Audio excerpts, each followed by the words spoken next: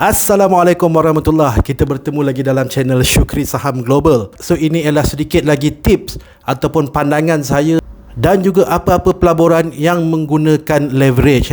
Jadi dalam video-video yang lepas, seperti contoh dalam video yang pertama, saya telah pun berkongsi tentang bagaimanakah leverage berfungsi dan bagaimanakah leverage boleh membuatkan kita menjadi untung besar, dan pada masa yang sama leverage juga boleh membuatkan kita rugi besar. Jadi seterusnya dalam video kali ini saya akan berkongsi pandangan saya tentang penggunaan leverage dalam investing ini.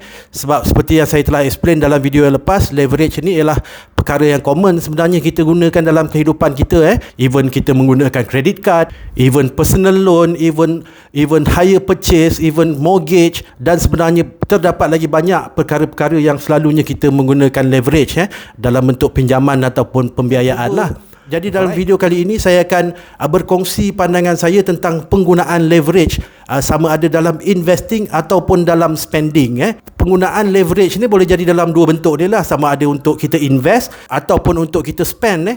Contoh kalau kita menggunakan credit card untuk mengisi minyak ataupun untuk membeli barang-barang, itu ialah penggunaan leverage untuk kita spending. Dan seterusnya kalau kita menggunakan leverage untuk investing, seperti kita membeli rumah, seperti kita membuat pelaburan dalam saham dan sebagainya, itu ialah leverage dalam investing. Jadi leverage ini ialah dalam bahasa mudahnya ialah kita memperbesarkan capital kita menggunakan other people's money, menggunakan facilities yang disediakan oleh pihak lain untuk membesarkan capital kita. Alright, jadi yang pertamanya kita kena ingat bahawa dalam prinsip investing ini ialah kita invest bila kita ada duit lebihan. Ini adalah prinsip nombor satu, invest dengan duit lebihan. Meaning kalau kita tak ada duit lebihan, kita tak boleh invest, kita tak perlu invest. Itu bukan matlamatnya. Jadi penggunaan leverage dalam investing bermaksud kita telah invest lebih daripada kemampuan kita untuk invest. Jadi ini salah dari sudut prinsipalnya. Kalau kita ada duit RM1,000, meaning kalau kita boleh invest, itulah RM1,000.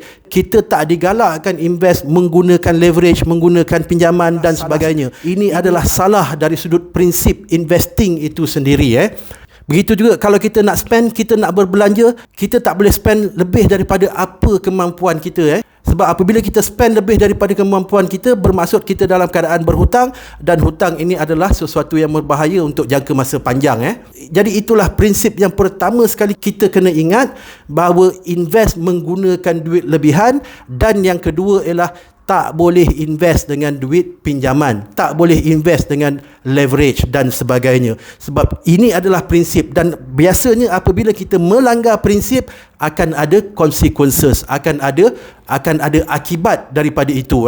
Alright, jadi itu yang pertama, prinsip investing itu sendiri kita kena betul. Yang keduanya juga, legenda pelaburan dunia Warren Buffett banyak kali pesan, banyak kali advice jangan invest dengan leverage. Siapa Warren Buffett ini? Dia ialah owner, dia ialah CEO Berkshire Hathaway. Ini adalah pelabur legenda dunia dengan aset under management 300 bilion. Jadi kalau Warren Buffett yang mempunyai aset 300 bilion cakap kita tak nak dengar, meaning something totally wrong dengan kita. Sebab dia kata ialah ada 3 perkara yang boleh menyebabkan seseorang itu bankrupt, broke, miskin, papa kedana. Yang pertamanya ialah liquor, arak. Yang keduanya ialah ladies, perempuan. Yang ketiganya ialah leverage, pinjaman dan sebagainya. Jadi inilah 3 perkara yang dinasihatkan oleh Warren Buffett, legenda investing di seluruh dunia, yang dah bagi nasihat. Jadi kalau kita rasa kita lebih pandai daripada Warren Buffett, maka kita bolehlah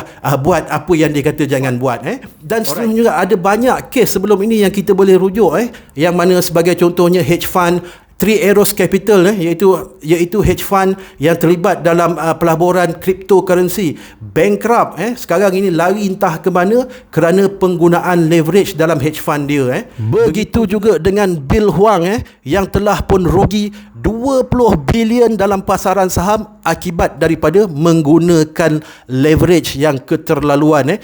Jadi kalau ini orang-orang yang bijak, orang-orang yang terlibat dalam hedge fund, pun boleh tersilap langkah, pun boleh melakukan kesilapan dalam menggunakan leverage dalam pelaburan. Apatah lagi kita yang ilmu kita ni pun tak seberapa, yang kemahiran kita ini pun tak seberapa. Mereka ini yang mempunyai hedge fund, yang mempunyai pelbagai department dalam hedge fund mereka, yang kaji risk, yang kaji potensi dalam pasaran, yang kaji market dan sebagainya, pun boleh tercedok, pun boleh masuk longkang akibat menggunakan leverage. Apatah lagi kita yang ilmunya sedikit ini, kita pula nak mencabar menggunakan leverage. Kita pula nak jadi lebih pandai daripada orang-orang yang dah pun menunjukkan kegagalan menggunakan leverage, dan kita rasa kita lebih pandai daripada mereka, kita lebih bijak daripada mereka, maka silalah gunakan leverage dalam pelaburan. Alright, finally, seperti yang saya telah kongsikan sebelum ini, bahawa memang saya tidak ada mempunyai sebarang masalah dengan pelaburan dalam gold.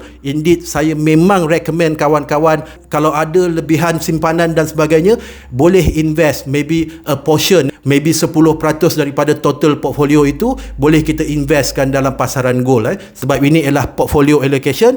Memang kebiasaannya dalam portfolio allocation kita boleh slot in untuk investment dalam gold, maybe dalam 5% ataupun 10%. Alright, jadi itu adalah perkara yang digalakkan untuk invest dalam gold, tetapi again bukan invest dengan menggunakan leverage. Okey, sebab leverage ini ialah again pisau bermata dua, double edge sword. Bila kita untung banyak, tetapi bila kita rugi, kita juga rugi banyak. Jadi ingat semula prinsip investing. Yang pertamanya, invest hanya dengan duit lebihan. Yang keduanya, jangan invest dengan pinjaman ataupun leverage. Yang ketiganya, ingat pesanan Warren Buffett bahawa 3 perkara yang boleh menyebabkan seseorang itu bankrupt, rugi, papa kedana, miskin. Yang pertamanya ialah ladies, yang keduanya ialah liquor, yang ketiganya ialah leverage, dan yang seterusnya kita juga kena ingat bahawa banyak hedge fund, banyak pelabur-pelabur besar di dunia ini telah jatuh bankrupt, telah kerugian berbilion-bilion dolar akibat kesilapan daripada menggunakan leverage.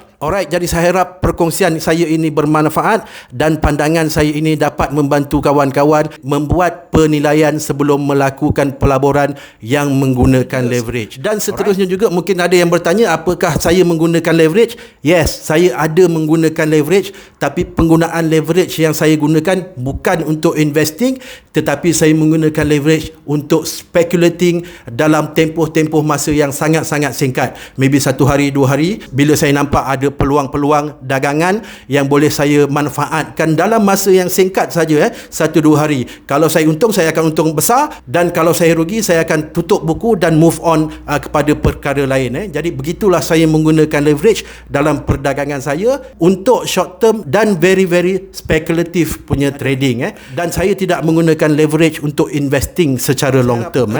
Alright, sekali lagi saya harap perkongsian saya ini bermanfaat. Kita jumpa dalam video yang seterusnya. Assalamualaikum.